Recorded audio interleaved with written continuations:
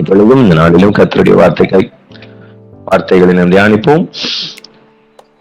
1 கொரிந்தியர் 7ஆம் அதிகாரம் 15ஆம் வசனத்தின் பின்பகுதி நான் வாசிக்கிறேன். சமாதானமாய் இருக்கும்படிக்கே தேவன் நம்மை அழைத்திருக்கிறார். ஆண்டவர் இந்த இடத்துல சொல்லும் போது சமாதானமாய் இருக்கும்படிக்கு ஆண்டவர் நம்மை அழைத்திருக்கிறார். ஆண்டவருடைய பெரிய ஒரு கிஃப்ட்னா நம்ம சமாதானத்தோட இருக்கணும், நம்ம குடும்பம் சமாதானத்தோட இருக்கணும், நம்முடைய எல்லைகள்ல சமாதானம் இருக்கணும். அதனாலதான் பைபிள் சொல்லும் போது அவர் உன் எல்லைகளை சமாதானம் உள்ளவைகள் ஆக்கி, அப்படின்னா உன் எல்லைகளை நான் பெருசா அப்படி பயங்கரமா ஆசீர்வதிப்பேன்னு சொல்லல, அவர் உன் எல்லைகளை சமாதானம் உள்ளவைகளாக்கி. ஆண்டவர் சமாதானத்தை விரும்புகிறவர், சமாதானத்தை கொடுக்கிறவர். அதனாலதான் அந்த சமாதானத்தை பெரிய அளவுல ஆண்டவர் பேசிட்டே இருப்பார். என்னுடைய சமாதானத்தையே உங்களுக்கு தருகிறேன். பட் ஆனா நம்மளால அந்த உலகத்துல இந்த சமாதானத்தை அனுபவிக்க முடியாத சில சூழ்நிலைகளுக்குள்ள நம்ம பிரவேசிப்போம். ஏன் அந்த மாதிரியான காரியங்கள் வருதுன்னா, மனுஷங்களுடைய பொறாமைகள், மனுஷனுடைய சீற்றங்கள், அவங்க நம்மள மேல சீறுகிற காரியம், இது மாதிரியா நம்ம இருக்கும்போது சில நேரங்கள்ல நம்ம சமாதானத்தை நம்ம அனுபவிக்க முடியாம போகுது. நீங்க நல்லா கவனிச்சு பாத்தீங்கன்னா 1 சாமுவேல் 18:6 நம்ம தாவீது கோலியாத்தை ஜெயிச்சு புறப்பட்டு வரும்போது எல்லாரும் அத ரொம்ப சந்தோஷமா இது பண்ணுவாங்க. பட் ஆனா அந்த ஸ்திரீகள் பாடும் பொழுது அவங்க சொல்லுவாங்க, அந்த ஸ்திரீகள் திரும்பி வரும்போது ஆடல் பாடலுடன் புறப்பட்டு மேளங்களோடும் கீத வாத்தியங்களோடும் சந்தோஷமாய் ராஜாவாகிய சவுலுக்கு எதிர்கொண்டு வந்தார்கள். இந்த ஸ்திரீகள் தனியா பாடி இருந்தா கூட பரவாயில்ல, ராஜா முன்னாடி போய் பாடுவாங்களாம். அந்த ஸ்திரீகள் ஆடி பாடுகையில் சவுல் கொன்றது 1000, தாவீது கொன்றது 10,000 என்று முறையாக பாடினார்கள். அந்த வார்த்தை சவுலுக்கு விசனமா இருந்தது. அவன் மிகுந்த எரிச்சல் அடைந்து, தாவீதுக்கு 10,000 எனக்கோ 1000 கொடுத்தார்கள், இன்னும் ராஜாங்க மாத்திரம் அவனுக்கு குறைவா இருக்கிறது என்று சொல்லி அந்த நாள் முதற்கொண்டு சவுல் தாவீதை காய் மகாரமாய் பார்த்தான். கவனிங்க, தாவீது அதுவரையிலும் வனாந்தரத்துல இருந்தாலும், அதுவரையிலும் தாவீதுக்கு எத்தனையோ காரியங்கள் இருந்தாலும் சமாதானத்தோடு இருந்தான். பட் ஆனா இந்த ஒரு காரியம் தாவீதுடைய வாழ்க்கையில என்ட்ராகும் போது எப்படின்னா, மனுஷங்க நம்மள காய்காரமா பார்க்க ஆரம்பிப்பாங்க. அப்படின்னா அவங்களுக்கு இல்லாதது உங்ககிட்ட இருக்கும்போது, அவங்களுக்கு கிடைக்காதது உங்களுக்கு கிடைக்கும் போது, கர்த்தர் உங்களை ஆசீர்வதிக்கும் போது, கர்த்தர் உங்களை பயன்படுத்தும் போது, கர்த்தர் உங்களுக்கு நன்மை செய்யும் போது, கர்த்தர் உங்களோட இருந்து கிரியை செய்யறத பார்க்கும்போது அவங்களுக்கு முதல்ல வருகிறது என்னன்னா பொறாமை. இந்த பொறாமை தாவீதுடைய வாழ்க்கையில பயங்கரமா கிரியை செஞ்சுச்சு. தாவீத சவுல் காய்காரமா பார்க்க ஆரம்பிச்சான். காய்காரமானா ஒரு எரிச்சலோட. சில பேர் பாத்தீங்கன்னா உங்ககிட்ட பேசும்போது தெரியும், அவங்க உள்ளத்துல அப்படிப்பட்ட விரோதம் இருக்கும். அவங்க மேல, உள்ளத்துல நம்ம மேல அப்படிப்பட்ட விரோதமும் எரிச்சலும் இருக்கும். ஆனா நம்மளை பார்க்கும்போது அப்படியெல்லாம் தெரியாது. பட் அவங்களுடைய பார்வை அப்படின்னா காய்காரமா பாக்குறது. தாவீத அப்படி ஒரு காய்காரமா சவுல் பார்க்க ஆரம்பிச்சான். ஆனா பைபிள் சொல்லுது 1 சாமுவேல் 18:9 அவன் காய்காரமா பார்க்க ஆரம்பிச்சான். 1 சாமுவேல் 18:10 வேதம் சொல்லுது, மறுநாளிலே தேவனால் விடப்பட்ட பொல்லாத ஆவி சவுலின் மேல் இறங்கிற்று. இதுதான் இந்த உலகத்துல நம்ம சமாதானத்தை அனுபவிக்க முடியாம நம்முடைய எல்லைகள்ல சமாதானம் இல்லாம போகிறதுக்கு காரணம், இப்படிப்பட்ட ஆவி கொண்டவங்க நம்ம மேல ஒரு எரிச்சல், நம்ம மேல ஒரு கோபம், நம்ம மேல ஒரு சீற்றம், ஏதாவது ஒரு இடத்துல நம்ம குடும்பத்திலேயோ சொந்தக்காரங்களையோ நம்முடைய வேலை ஸ்தலத்திலேயோ ஏதாவது ஒரு இடத்துல இருந்து இவங்க என்ன பண்ணிட்டு இருப்பாங்கன்னா நம்மளோட யுத்தம் பண்ணிட்டே இருப்பாங்க, நம்மளோட போராடிட்டே இருப்பாங்க, நம்மளை காய்காரமாவே பார்த்துட்டு இருப்பாங்க. ஆண்டவர் இந்த காலை வேளையில நமக்கு அதுதான் வெளிப்படுத்துகிறார். இப்படிப்பட்ட மனுஷருடைய சீற்றங்களை நீங்க நிர்மூலமாக்கி ஜெபிக்கணும். உங்க குடும்பத்துக்கு மேல, உங்களுடைய பிள்ளைகள் மேல இருக்கிற காய்காரமான பார்வை, இதுதான் பைபிள் அட்ரஸ் ஒன் கண் அப்படின்னு. இந்த காரியங்களை நீங்க நிர்மூலமாக்கி ஜெபிக்கணும். இது இது செயல்படுது அப்படின்னா என்ன ஆகும்னா, ஃபர்ஸ்ட் வந்து சமாதானத்தை கெடுக்கும். நல்ல கவனிங்க, இந்த சவுலினுடைய இந்த ஒரு எரிச்சல் தாவீது மேல வந்ததுக்கு அப்புறம் தாவீதால ஒரு பெரிய ஒரு பீஸ்ஃபுல் லைஃபே வாழ முடியல. அதனாலதான் அவர் சொல்லுவாரு, சங்கீதம் 120:6-7 சமாதானத்தை பகைக்கிறவர்களிடத்தில் என் ஆத்துமா குடியிருந்தது போதும், நான் சமாதானத்தை நாடுகிறேன், அவர்களோ நான் பேசும்போது யுத்தத்துக்கு எத்தனைப்படுகிறார்கள். அப்படின்னா இந்த மனுஷங்க என்ன பண்ணுவாங்கன்னா, நம்மளை எதுல குற்றம் கண்டுபிடிக்கலாம், நம்ம எதுல நம்மள குறைவுபடுத்தலாம், எதுல நம்மள சண்டை போடுறது, எதுல எந்த வார்த்தையை வச்சு நம்மள சண்டை போடலாம் அப்படிங்கிறத ரெடியா இருப்பாங்க. அதனாலதான் நான் சமாதானத்தை விரும்புறேன். ஆனா நான் பேசும்போதே அவங்க யுத்தத்துக்கு எத்தனைப்படுறாங்க அப்படின்னா, உங்களுடைய வார்த்தைகளை பிடிச்சிட்டு அதை வச்சே அவங்க கூட சண்டை போடுறது, அல்லது நீங்க ஏதாவது வார்த்தையை சொல்லணுங்கிறதுக்காகவே உங்கள்கிட்ட பேசுறது. இந்த மாதிரியான மனுஷங்கள் வந்து சவுலின் ஆவி. அவங்க வந்து எப்படின்னா, நம்மள ஒரு ஸ்டெடியா இருக்கவே விட மாட்டாங்க, நம்மள குற்றப்படுத்திட்டே இருப்பாங்க, நம்ம மேல ஏதாவது ஒரு குறைவு சொல்லிட்டே இருப்பாங்க, நம்மள காய்காரமா பார்ப்பாங்க.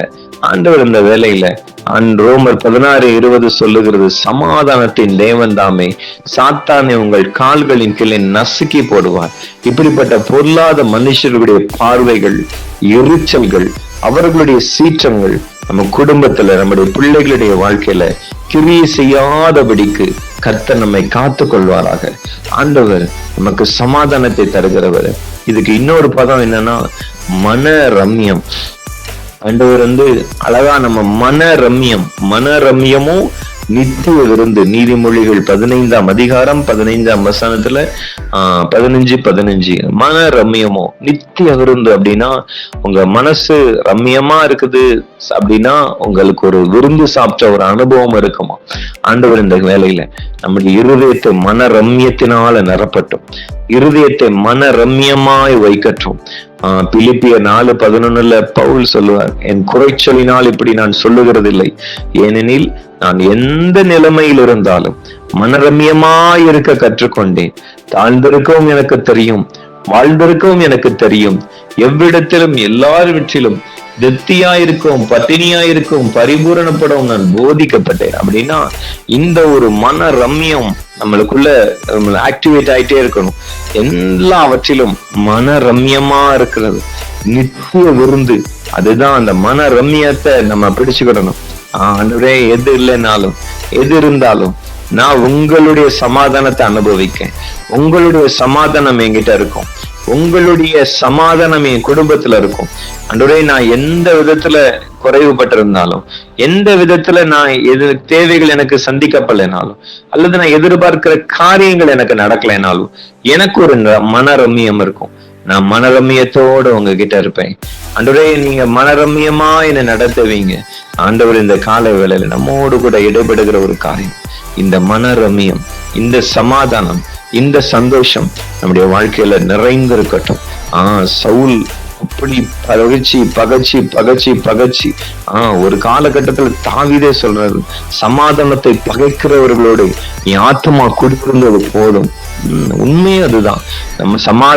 நம்ம சமாதானமா இருக்க விரும்பாத மனுஷங்களோட நம்ம பேச்ச குறைச்சிடணும். நம்முடைய சமாதானத்தை விரும்பாத மனுஷங்களுடைய ரிலேஷன்ஷிப்பை விட்டுறணும். நம்முடைய சமாதானத்தை விரும்பாத மனுஷங்களுடைய தொடர்புகள், அவங்கள்ட்ட போய் பேசுறது, அவங்கள்ட்ட காரியங்களை ஷேர் பண்றது, எல்லாத்தையும் நம்ம அப்படியே வேரோட விட்டுறணும். அதனாலதான் தாவீது சொல்லுவார், சமாதானத்தை பகைக்கிறவர்கள் அவங்க சமாதானத்தை விரும்புறதே கிடையாது. அவங்க சமாதானத்துக்கும் அவங்களுக்கும் சம்மந்தமே கிடையாது. ஆண்டவர் நம்மளை சமாதானத்துக்கு அழைத்திருக்கிறார், சமாதானமா இருக்கும்படிக்கே அழைத்திருக்கிறார். அவர் எங்கள் எல்லைகளை சமாதானம் உள்ளவைகளாக்குகிறவர். சமாதானம். ஆண்டவர் நம்முடைய சீஷர்களுக்கு முதல்ல கற்றுக் கொடுக்கிறது சமாதானம். சமாதானம் பண்ணுகிறவர்கள் பாக்கியவான்கள், அவர்கள் தேவனுடைய புத்திரர் எனப்படுவார்கள். நல்ல கவனிங்க, ஒரு தேவனுடைய பிள்ளை, ஆண்டவருடைய பிள்ளைன்னு சொல்றவங்க ஃபர்ஸ்ட் சமாதானம் பண்ணணும். ஆண்டவருடைய பிள்ளைன்னு நம்ம வாழ்ந்தா நம்ம சமாதானத்தை விரும்பணும், சமாதானத்தை விதைக்கணும். ஆண்டவர் நம்முடைய வேதம் நமக்கு அப்படி கற்றுக் கொடுக்கிறது. சமாதானம் பண்ணுகிறவர்கள் பாக்கியவான்கள், அவர்கள் தேவனுடைய புத்திரர் எனப்படுவார். யாரு தேவனுடைய பிள்ளை? எல்லாரும் தேவனுடைய பிள்ளையா ஆக முடியாது. எல்லாரும் தேவனுடைய பிள்ளைகளா இருந்தாலும் சமாதானத்தை விரும்புகிறவங்கள் தான். ஒரு தகப்பன்ட்ட எப்படி இருக்குதோ அதே தான் பிள்ளைகிட்ட இருக்கும். நம்முடைய ஆண்டவர், அவருக்கு பேரு சமாதான கர்த்தர். அவற்றை இருக்கிற ப்ராப்பர்ட்டியில பெரிய ப்ராப்பர்ட்டி என்னன்னா சமாதானம். அதுதான் முதல்ல நம்மளுக்கு வேணும். ஆண்டவர் இந்த காலை வேளையில எல்லா சவுலின் வல்லமைகளுக்கும் நம்மை தப்பு வைப்பாராங்க. பொறாமையோடு, எரிச்சலோடு, தாய்காரமா நம்மளை பாக்குறதுனால இருக்கிற டிஸ்டர்பன்ஸ் எல்லாம் இந்த காலை வேளையில ஒழியட்டும். எல்லாரும் கண்களை மூடி நம்ம ஜெபிக்க ஆரம்பிக்க போறோம். எல்லாரும் உள்ளத்தின் ஆழத்துல இருந்து உங்க எல்லைகள்ல கிரியை செய்கிற உங்க குடும்பத்துல சமாதானத்தோடு இருக்க விரும்பாதபடி, நீங்க உங்க ஹஸ்பண்டோட சந்தோஷமா பேசிட்டு இருக்கிறது பிடிக்காம, உங்க பிள்ளைகள் ஆசீர்வாதமா இடத்துல படிக்கிறது பிடிக்காம, அல்லது உங்க வீட்டுல ஒரு ஆசீர்வாதம் இருக்கிறத பிடிக்காம, காய்காரமாய் பார்க்கிற எல்லா வன்கண்களின் கிரியைகளும் இந்த கால வேளையில நிர்மூலமாகட்டும். எல்லாரும் ஒரு 2 நிமிஷம் ஜெபிக்க ஆரம்பிங்க. ஒரு தேவ கிருபை உங்களை ஆளுகை செய்யட்டும். தேவ சமாதானம், வேதம் சொல்லுகிறது கொலோசையர் 3:15, தேவ சமாதானம் உங்கள் இருதயங்களை ஆளுகை செய்யணுமா.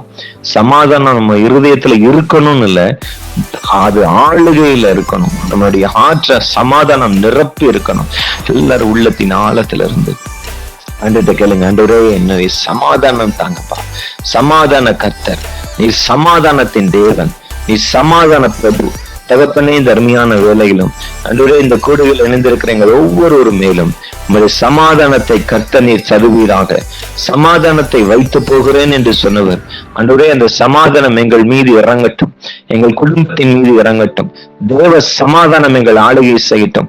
தேவ சமாதானம் எங்களை நிரப்பட்டும். ஆண்டவரே, இந்த பிள்ளைகளுக்கு நீ சமாதானத்தை தருவீராக.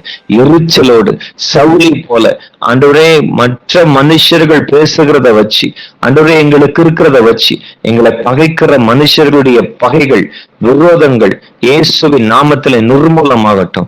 எங்களுடைய வேலையில, தொழில, ஊழியத்துல எங்களை பகைக்கிறவர்கள், ஆண்டவரே, எங்களுடைய வளர்ச்சி பிடிக்காதவங்க, நீங்க எங்களை ஆசீர்வதிக்கிறத பார்த்து ஆண்டவரே உள்ளத்துல கொதிக்கிறவர்களுடைய எந்த விதமான கிரியைகளும் எங்கள் குடும்பத்தை தொடாதபடி உடைய ரத்தத்தால் அதை அழித்து போடுகிறோம். உடைய நாமத்தினால் அதை அழித்து போடுகிறோம். இயேசுவின் நாமத்துல அந்த சமாதான குறைவுகளை கொண்டு வருகிற கிரியைகள் எல்லாம் இந்த காலை வேளையில சுட்டரிக்கப்படட்டும் இயேசுவின் நாமத்தில்.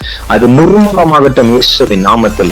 உடைய ரத்தத்தின் வல்லமை எங்கள் மீது இறங்கட்டும், எங்கள் குடும்பத்தின் மீது இறங்கட்டும். ஆண்டவரே, நீ வாக்கு பண்ணி இருக்கிறீர், உன் பிள்ளைகளுடைய சமாதானம் பெரிதா இருக்கும் என்று. அப்படி எங்கள் பிள்ளைகளுக்கு சமாதானம் தாங்கப்பா. எங்க பிள்ளைகளை சமாதானம் ஆட்கொள்ளட்டும். சமாதானத்தின் பிரபுவா எங்கள் பிள்ளைகள் மேல இறங்குவீராக. நீ சொன்ன வார்த்தையை அப்படி நிறைவேற்றுவீராக. உடைய கரத்துல நாங்கள் தாழ்த்தி ஒப்பு கொடுக்கிறோம். உடைய தெய்வீக பிரசனம் இந்த நாள் முழுவதும் இருக்கட்டும். பரீட்சை எழுத போகிற ஒவ்வொரு பிள்ளைகள் மேலும் கர்த்தருடைய கரம் இறங்கட்டும். ஆண்டவரே, இந்த பரீட்சை காலங்கள்ல உடைய கிருபை அவர்களை அதிகமாய் ஆளுகை செய்யட்டும். நல்ல சுகம், பலன், ஆரோக்கியத்தை இந்த பிள்ளைகளுக்கு தாங்க. உற்சாகத்தை தாங்க. எல்லா பயங்களும் கலக்கங்களும் இயேசுவின் நாமத்தில் அவர்களை விட்டு நீங்கட்டும். இந்த நேரத்துல ஆண்டவரே, எங்க குடும்பங்கள்ல இருக்கிற உங்க பிள்ளைகள் மேல கரம் இறங்கட்டும். இந்த பரீட்சை காலங்கள்ல விசேஷித்த கிருபைகளை அவர்களுக்கு தந்து அவர்களை ஆசீர்வதிப்பீராக. உடைய கரத்துல தாழ்த்தி ஒப்பு கொடுக்கிறோம். இயேசு கிறிஸ்துவின் நாமத்திலே ஜெபிக்கிறோம் நல்ல பிதாவே, ஆமென். எல்லாரும் சொல்லுவோம். என் ஆத்மாவை கர்த்தரை ஸ்தோத்திரி, என் முழு உள்ளமே கர்த்தருடைய பரிசுத்த நாமத்தை ஸ்தோத்திரி. என் ஆத்மாவை கர்த்தரை ஸ்தோத்திரி, கர்த்தர் செய்த சகல வரங்களையும் மறவார். ஆமென். தேங்க்யூ.